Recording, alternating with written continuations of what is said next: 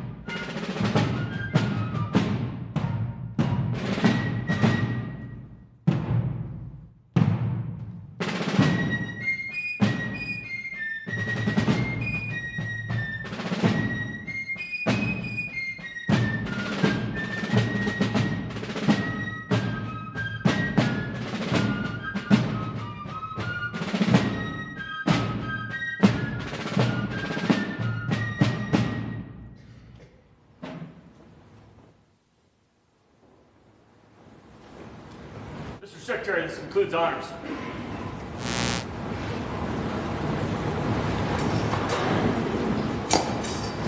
Post to staff. Staff, right? Fake.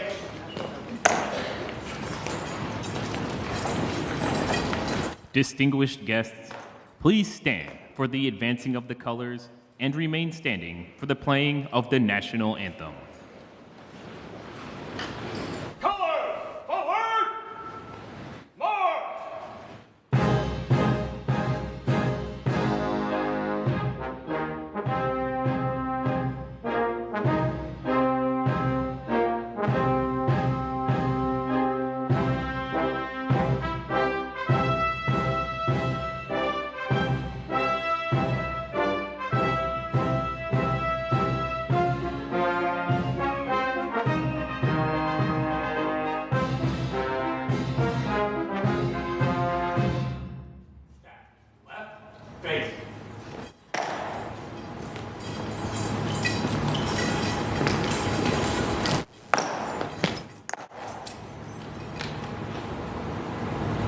Sir, colors are present.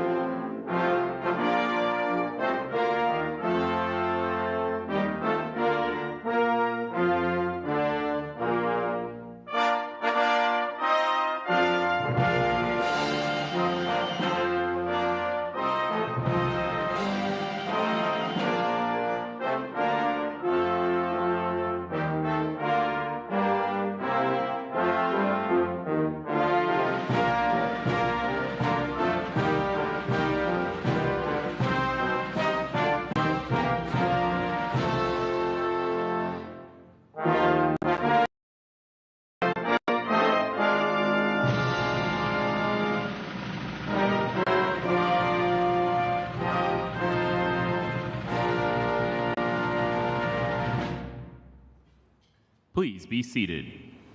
Detachment, order! Arms!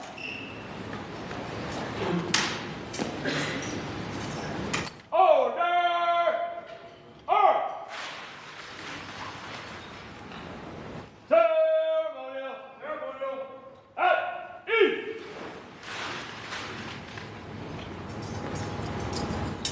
Staff, ceremonial, at ease.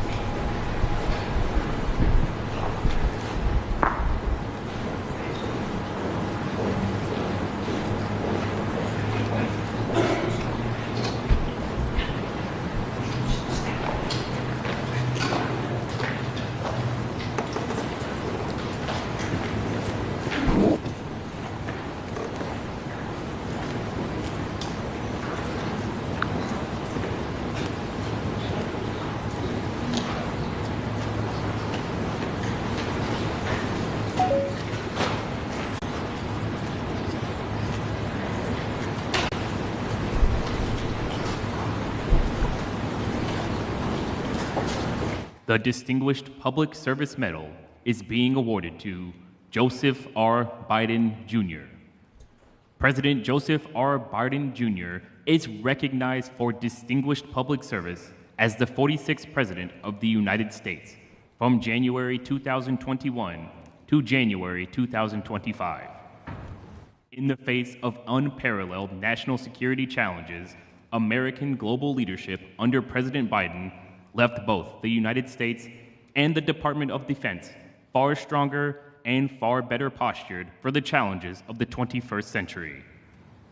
His leadership ensured a strategic focus on competing with the People's Republic of China, achieved through consistent investment and historied progress with allies and partners in the region. Notably, President Biden's leadership delivered the landmark Australia, United Kingdom, and United States Trilateral Security Partnership, a generational opportunity to enhance deterrence and ensure a free and open Indo-Pacific region.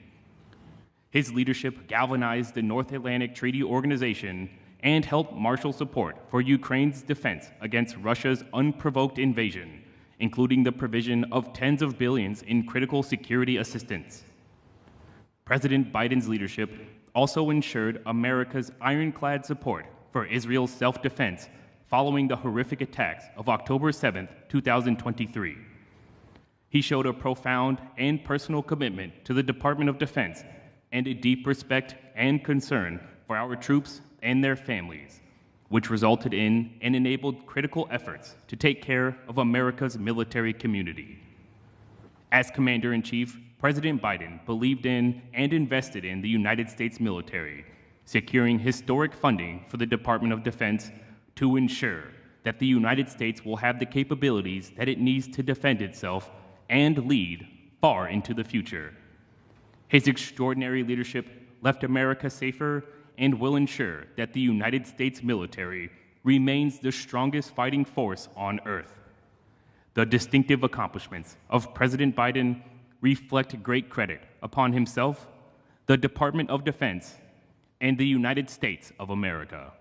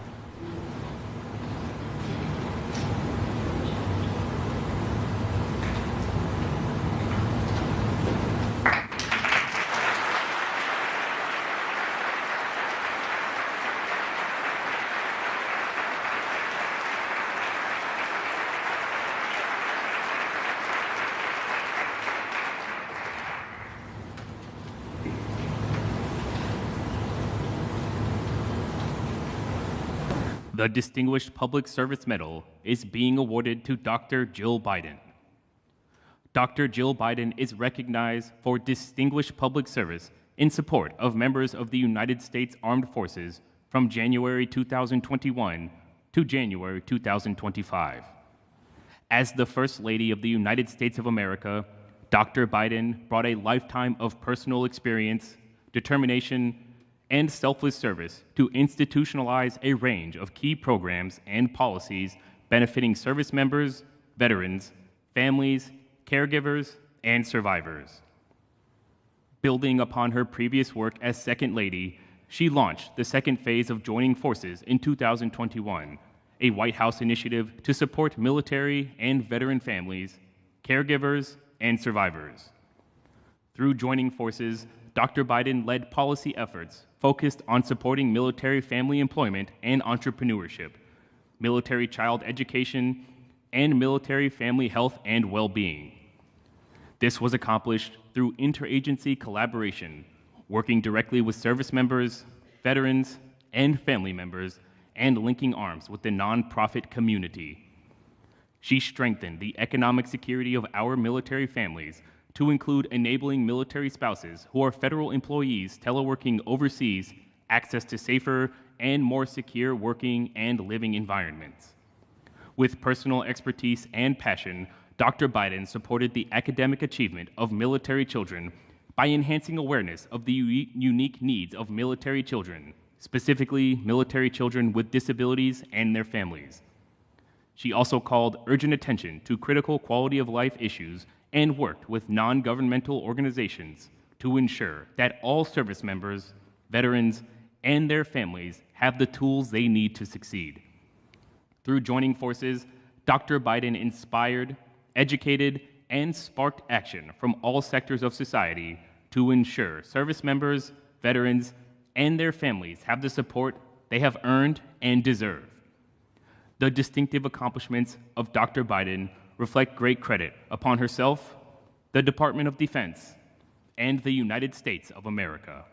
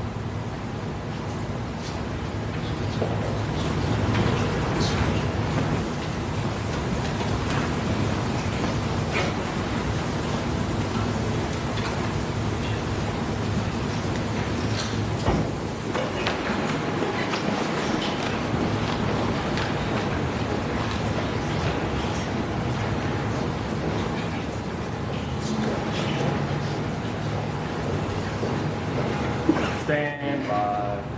Step. Attention.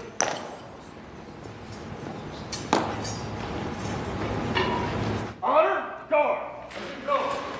Attention.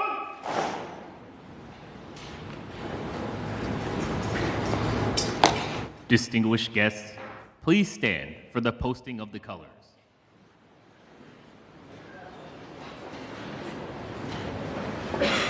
Post the colors. Step. Right. Face.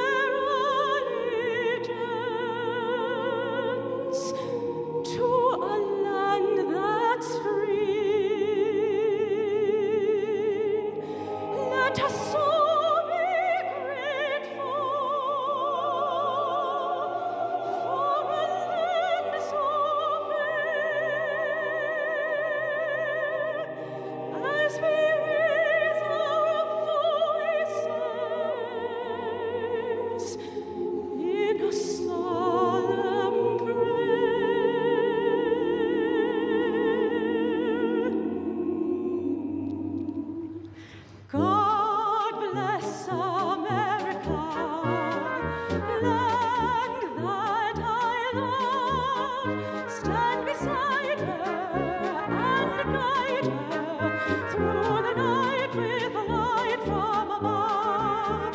From the mountains to the prairies to the oceans, wide and far.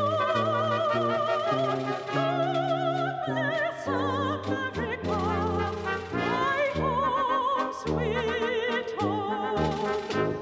Now will all you proud Americans please join us in singing a rousing chorus of this patriotic song.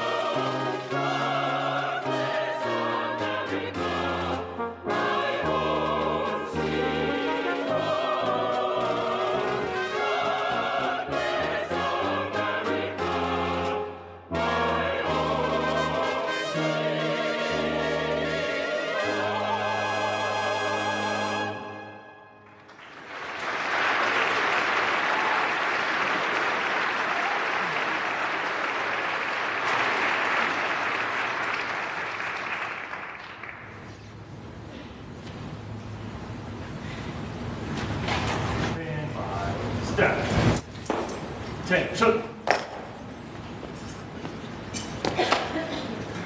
Honor, guard, color, attention!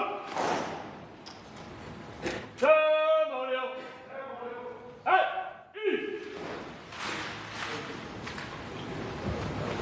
Color, stand at ease! Stand, ceremonial at ease. Distinguished guests, General Brown.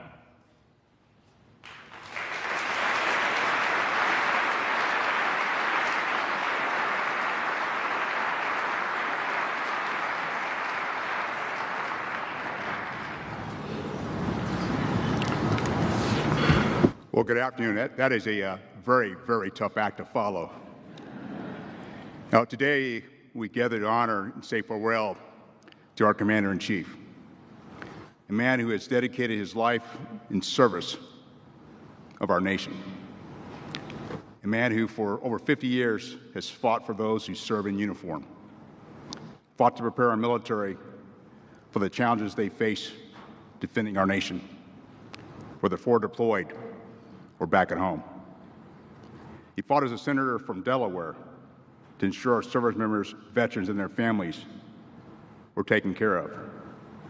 He fought as vice president for stronger Veterans Affairs programs and more support for service members transitioning back to civilian life. And as our president, he continued to fight, lead our nation through an uncertain and dynamic geostrategic, while strengthening our force to protect our future. Mr. President, Dr. Biden, Madam Vice President, Commissioner Inhofe, government and elected officials, civic leaders, Department of Defense leadership, General Flag officers, senior enlisted leaders, and distinguished guests, welcome and thank you for being here. President Biden's work with Congress on bipartisan legislation has set our military on a course to confront the threats of tomorrow, to ensure our warfighters are ready when the nation calls. He supported significant investments in shipbuilding to modernize and expand our naval fleet. We are on track to increase the number and lethality of our fighters and bombers and expand our space domain capabilities. We are now on a trajectory to increase long-range fires, implement next-generation combat vehicles, and improve air and missile defense. A generational modernization of U.S. nuclear triad is underway, bolstering our deterrence capabilities. And we're on a pathway has been set to streamline adopting emerging technologies, such as artificial intelligence, quantum computing, and uncrewed systems into our fighting force. Simultaneously, President Biden has worked tirelessly to care for our men and women in uniform and their families, improving the quality of military housing, providing historic pay raises, and implementing new programs to expand the benefits available to all service members. I'd also like to recognize the incredible work of Dr. Joe Biden. She has done what she has done with Joining Forces Initiative, supporting service members, veterans, caregivers, and their families. As our Commander-in-Chief, President Biden has fought for our military time and time again. Today's ceremony is just a small token of our appreciation. So thank you, Mr. President, for all you have done for this nation and its military. Your unwavering commitment to the strengthening of our force and the welfare of our service members, veterans, and families stands as a testament to the deep responsibility you have carried throughout your service. On a personal note, I want to thank you for the trust and confidence you placed in me as the 21st Chairman of the Joint Chiefs of Staff. It's truly an honor to serve our nation and have this opportunity to lead the Joint Force. Mr. President, your lifetime of selfless service, your unwavering commitment to those that answer our nation's call, and your leadership as our Commander-in-Chief has profoundly shaped our nation. To paraphrase 2 Timothy chapter 4, verse 7, you have fought the good fight, you have finished the race, and you have kept the faith. On behalf of our 2.1 million men and women in uniform, our military families, and our veterans, thank you, Mr. President, for keeping the faith, and those past and present who defend our great nation. Simply said, thanks for your leadership. May God bless you and your family. May God bless our service members and their families. May God continue to bless the United States of America. Thank you.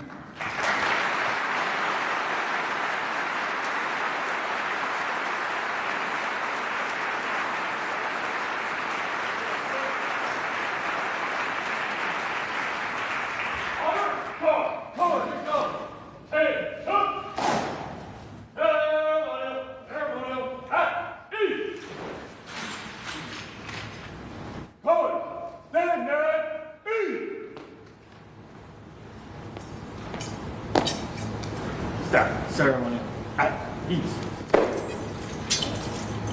Distinguished guests, Secretary Austin.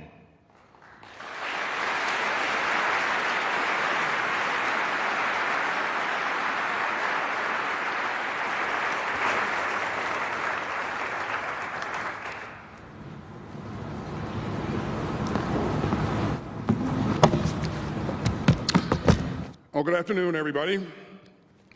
Mr. President, Dr. Biden, Madam Vice President, and Mr. Imhoff, Department of Defense leadership, distinguished guests, ladies and gentlemen.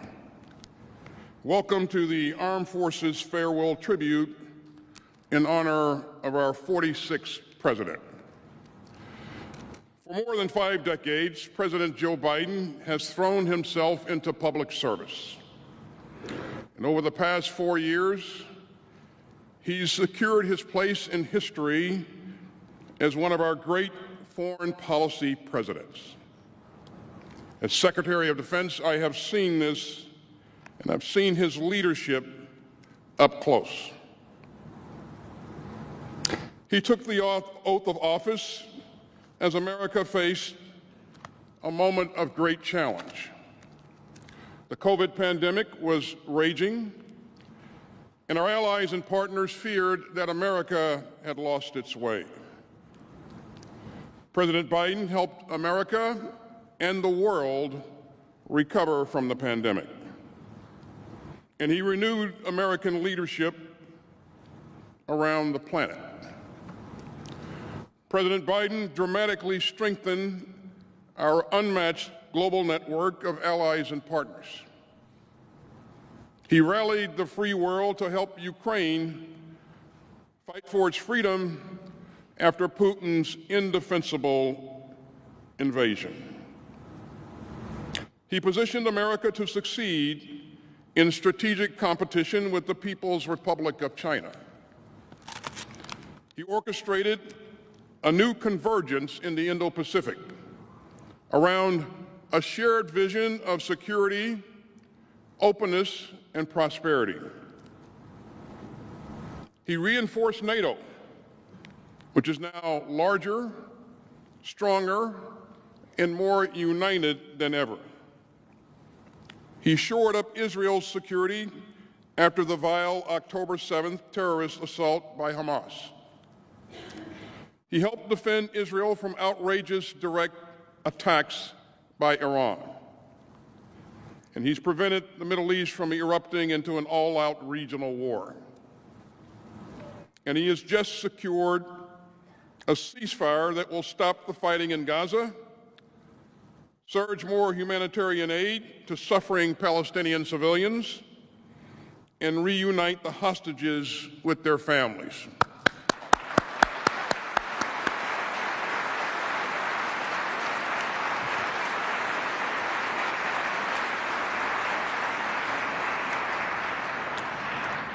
In Afghanistan, he ended America's longest war, one that spanned 4 presidents, and he refused to hand it over to one more. And he has always understood that the power of our example counts for more than the example of our power. President Biden showed the world the strength and the resolve that only a democracy can muster. Now, as I said, his leadership is rooted in his decades of expertise. President Biden processes policy at graduate levels. And I learned quickly that whenever I went over to the White House, I needed to be prepared to dive deep on key issues, because inevitably, the president will send a question your way. And he'll ask something that takes it to the next level. He insists on hearing a range of views, and he's not afraid of making the big decisions. And he also has a secret weapon, because he's not just the president, he's also Dr. Jill Biden's husband. America knows Dr. Biden as a great educator and a role model. But at the Department of Defense, we also know that she's a proud daughter of a World War II veteran. And she's a long-time champion of our military families and veterans. Dr. Biden, we are deeply, deeply grateful for your continued leadership of joining forces. Your work increased employment opportunities for military spouses. It improved education for military children. It enhanced military family health, and much, much more. And it was great to get to visit Maxwell Air Force Base in Alabama with you recently, where we got to see a universal pre-K class at a Department of Defense school up close. Now, our first family is also a military family. President Biden and Dr. Biden know firsthand what our military families carry, both the worry and the pride. And you can see it in their fierce love for our troops. And I've seen it over and over again. I've been there, Mr. President, when you've reached out to grieving families. I've seen you focus your entire being on a service member, a military spouse, or a military child. And by the way, nobody is going to stop Joe Biden from wading into a crowd of troops. He loves to grab a service member's cell phone and call a stunned loved one. And of course, everyone gets a selfie. Mr. President, that's just who you are. You've pushed hard to make life easier for our troops and their families. Base pay for our troops is up almost 10% since you were sworn in. We're expanding access to affordable child care, and we're doing far more to help military spouses excel in their own careers. President Biden has also worked hard with Congress to invest in America's future. The department's budget last year was $100 billion more than in his first year. And that will help keep our United States military the strongest fighting force on earth. Now, President Biden always ends his speeches the same way, with the same 5 words. He always says, "May God protect our troops." And he means every word, every time. Mr. President, it has been an honor to serve with you. And I hope that future presidents and secretaries of defense will enjoy similar relationships of trust, candor, and friendship. Our entire department stands together today. We salute your service to the republic that we defend. And we are deeply, deeply grateful for your love of our troops. Thank you, Mr. President and Dr. Biden.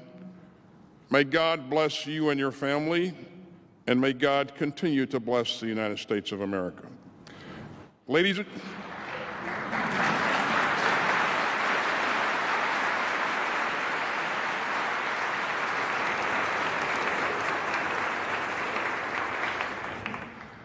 and gentlemen, it is my honor to introduce one last time the President of the United States, Joe Biden.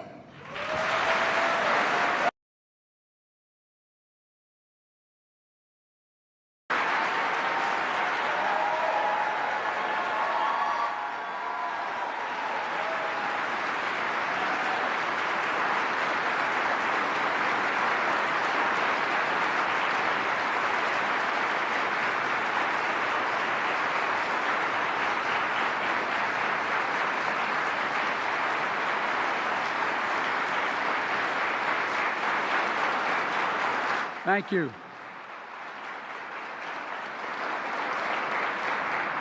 Every time I'm here, it's made me so damn proud to be an American. And most all of you as well. 1% of you are defending 99% of us. We owe you big. Just over 240 years ago, George Washington gave his farewell address to the Continental Army. Still astonished by their victory and by their unity, Washington asked, and I quote, "Who that was not a witness could imagine the men who came from different parts of the continent would instantly become one patriotic band of brothers." That's what you are, one patriotic band of brothers. Vice President Harris, Jill, Doug, Secretary Austin, Secretary Brown, 2 of the best decisions ever made in my career, by my dad. Service secretaries,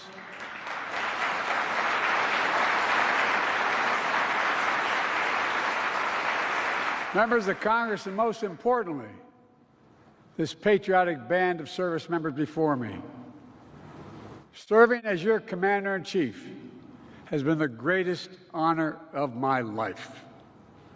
While I'm deeply grateful for your thanks and affection, I'm here to thank you. Thank you for your service to our nation and for allowing me to bear witness to your courage, your commitment, your character. As I listened to the choir sing, I thought about it. you all represent what America is: character, honesty, integrity, commitment. Like Washington, you've left me astonished, and I mean it. Over the years, I've frequently seen you in action in war zones in Bosnia, Baghdad, Fallujah, Kabul. I was going to bore the hell out of you, but Helmand, Kandahar, and other places. I remember one trip to Afghanistan as vice president.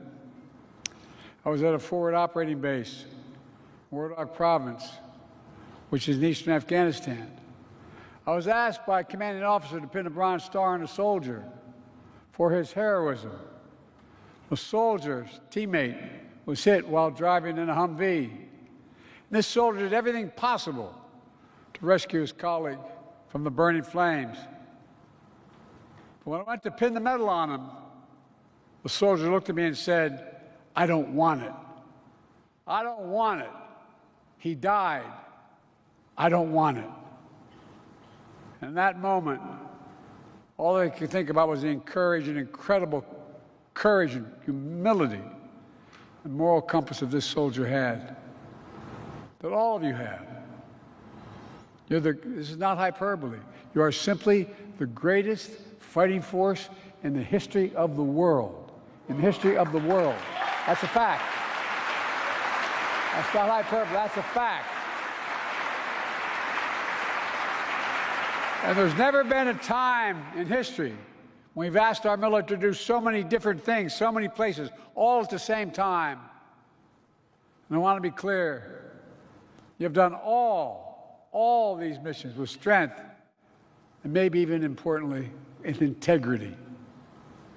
When I ask you to end our nation's longest war, it rose to the occasion, evacuating Americans, allies, and our Afghan partners, accomplishing the largest airlift in military history, and ending a war with the same courage that defined American service in Afghanistan for over 20 years. I believe history will reflect it was the right thing to do, but I know it was hard. After decades of losing your brothers and sisters, including the withdrawal, the pain was still real. And it was for me as well. Every day I still carry, every single day. It's my schedule. On the back of the schedule, every single day, at the top since I've been here, it says daily U.S. troops in Afghanistan. U.S. troops have died in Afghanistan. 2,465. Not over 2,000, 2,465. Troops wounded.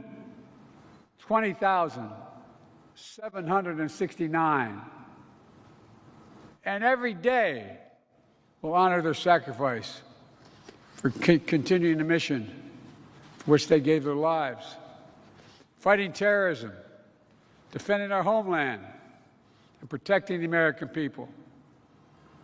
6 months after that war ended, when Russia began its largest war in Europe since World War II, I asked you to help defend Ukraine.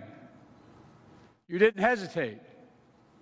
You kept Ukraine in the fight, trained Ukrainian soldiers and pilots, troops, bolstered NATO's eastern flank, and above all, you showed the world America stands up for freedom, stands with our friends. America stands strong with our allies. We never bend down. We bend down to no one, certainly not Putin. And now, nearly 3 years later, Putin has failed to take Kyiv, failed to make large territorial gains, and failed to break NATO. As a matter of fact, when I spoke to him on the phone, he talked about he wanted us to be the Finland of Europe. And I pointed out to him at the time, for real, I should not only get the Finland of Europe, you're going to get the Finlandization, not of Europe. You're going to see Europe joining NATO, Finland joining NATO, Sweden joining NATO. And America's watch, dictators do not get to do whatever the hell they want. Then following Hamas's terrorism on October the 7th, I asked you to excuse my back, by the way. My mother would be very upset. I asked you to deploy to the Middle East. Again, you stepped up, pulling long nights and long deployments to weaken Hamas, to defend Israel against unprecedented attacks on Iran. Imagine had we not. If we don't lead the world, who will lead the world? Who? And twice, you stood up to the attacks by the Houthis in the Red Sea. Last year, I spoke with the women and men aboard the destroyer that took down the first Houthi attacks. It was the USS Carney. And I want you to tell you all what I told them. We owe you. We owe you. And back in May, yesterday I proud to announce a ceasefire, the hostage deal between Israel and Hamas. The road to that deal was not easy. It was 8 months ago I laid down the elements of that deal in May, embraced by countries around the world, because they know we say what we mean, endorsed overwhelmingly by the UN Security Council. It's taken 8 months of nonstop, relentless effort from my administration to get it done. But because of you, all of you standing behind me, because of you, because of so many diplomats and defense professionals, we kept the pressure on Hamas. And we got it done. We got it done. And finally, when I ask you to strengthen America's position in the Pacific, in the middle of all the other conflicts and crises, you said no problem. You kept China in check. Remember when we took office?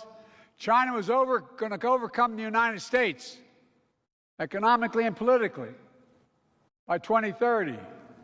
Everybody wrote that, except here in this building. The skies open, the seas free, and our allies close. You established our first trilateral defense partnership with Australia and the United Kingdom, our first trilateral partnership that we said couldn't get done with Japan and the Philippines, and our first trilateral partnership between Japan and South Korea. Remember that? Camp David that said we couldn't do it. It wasn't me. It was America. We did it. That's what America does. And people know America's acting out of character. Our nation is so much, and so many others. Our nation has asked so much, so many others as well. Doctors and nurses, helping service members to learn to walk again, eat again, speak again. The National Guard members who dropped everything to help their fellow Americans during the fires and hurricanes. The Marines guarding embassies around the world. The scientists making sure we have an edge over adversaries.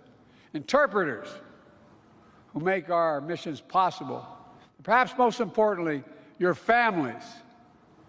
They sacrifice so much. And I might add, the doctors and nurses. Excuse a point of personal privilege, as used to say in the Senate. Came home I commuted every day. Every single day, over 2,100,000 miles on Amtrak, because I lost my family when I first got here. My oldest son, one day I went home, he was the Attorney General. He said, "Dad, what are you doing Friday?" I said, "What do you want me to do?" He said, "Why don't you pin my bars on?" I said, "What?" He said, "You're married with 2 children." I said, "No, Dad, but someone's got to go." He spent a year in Iraq, won the Bronze Star, Conspicuous Service Medal. But like many others, he was exposed to those burn pits, which are within about half a mile of where he bunked. He had stage 4 glioblastoma, like so many other of our folks. And I watched the nurses and the doctors who took care of him for so long. And by the way, I want to take a moment to speak to all military spouses, kids, and parents here today. Most Americans never see the sacrifices that you make every single day. They'll never see all those holidays and birthdays with an empty seat at the dinner table because mom or dad was deployed. They'll never see all the moves you had to make to new states, to new schools, to new jobs. But I see it, and Jill saw it. She made it her life's work. She's done everything big and small, from help military spouses find child care and build their own careers, by hanging photos, employed moms and dads outside classrooms of those National Guard folks. Because then every holiday, every time there's something going on, their moms or dads weren't there, but no one ever mentioned it. She started getting in every classroom in America to put a picture of an employed mom or dad outside the classroom. Even this morning, she held an event for joining forces, an historic White House initiative to support military and veterans' families. Because as a poet John Milton wrote, they also serve who only stand and wait. They also serve who only stand and wait. So for the last time as Commander-in-Chief, I want to say thank you, thank you, thank you to all the families. We owe you. I've long said as a nation, we have many obligations. But so we only have one truly sacred obligation. That's to prepare those we send into harm's way and care for them and their families when they come home and when they don't. Over the last 4 years, Kamala and I have worked to make good that obligation. We passed more than 40 bipartisan laws to support you, including something that I felt so strongly about, the passage of the PACT Act. We drafted that law and we passed it. Now, it's already helped over 1 million service members and their survivors, their children, their access, everything from college to health care. These people were exposed to toxins. In my generation to Agent Orange, my son's generation to burn pits. But we had to prove that what you had, with your disease, all the brain damage, all the brain cancers, were a direct consequence of those toxins or Agent Orange. But we changed that. I want to publicly thank the 9/11 Commission, all those folks, all those firefighters who were so badly, badly damaged because of the fumes and the toxins associated with the 9/11. And those of you who are the Vietnam generation, finally, all you had to prove is that stuff dropped on you, and it didn't cause. They didn't have to prove beyond a reasonable doubt it caused your disease. Just state the fact and you're covered. We've invested over $1 trillion in our defense industry base. In real dollars, that's more than America did in any 4-year period during the Cold War. We've also invested record resources to fight the scourge of military suicide. No more calling and saying, my husband needs help. He needs help. You get an answer. We brought veterans' homelessness to record lows. Made historic changes in the military justice system, which has reduced the rates of sexual assault for the first time in nearly a decade. We ended the ban on transgender service. We took landmark steps to create more economic opportunities for military spouses. We expanded opportunities for women in combat roles. And I'm proud to have appointed the first woman as a service chief in the history of this country. Clap for that, folks, because she deserves it.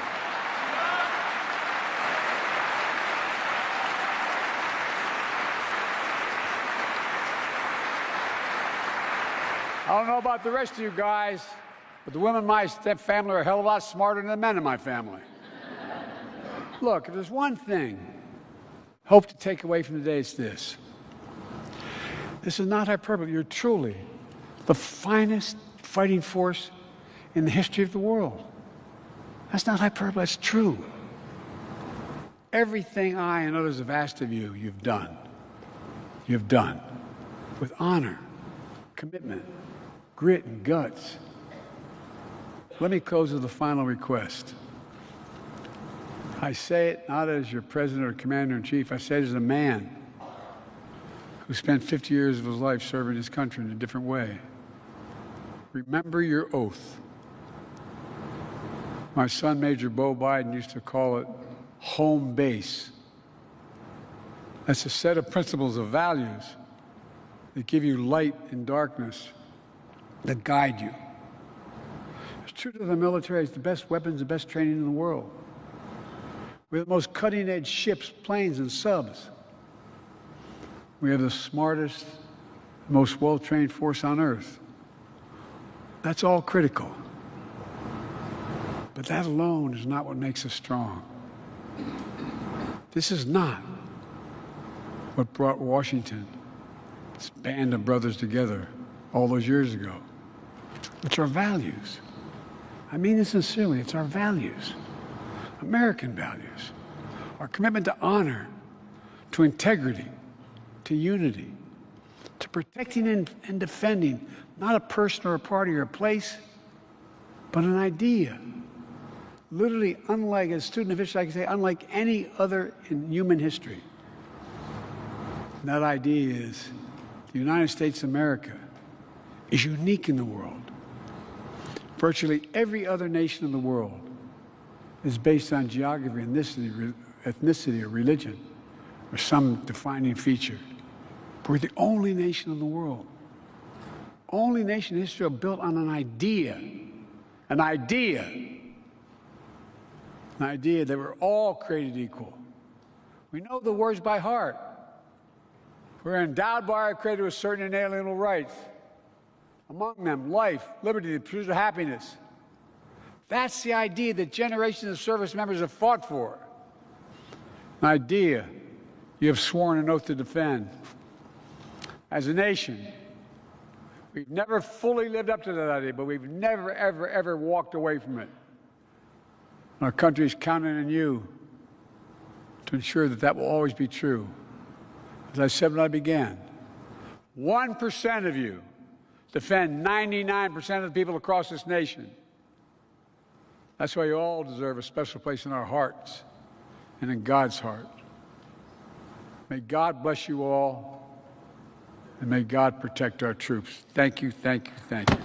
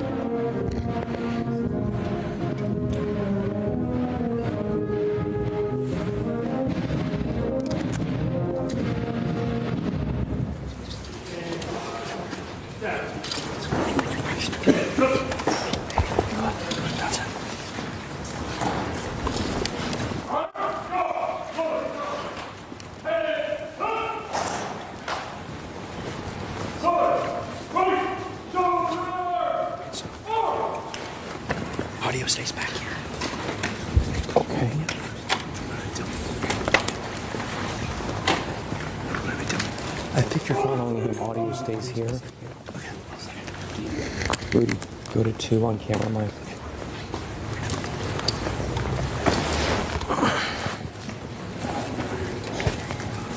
I don't know.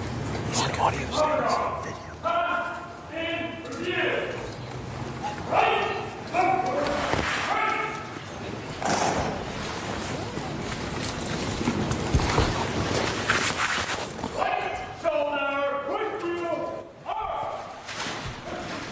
All my hair dogs, you call them just hair dogs. Yeah.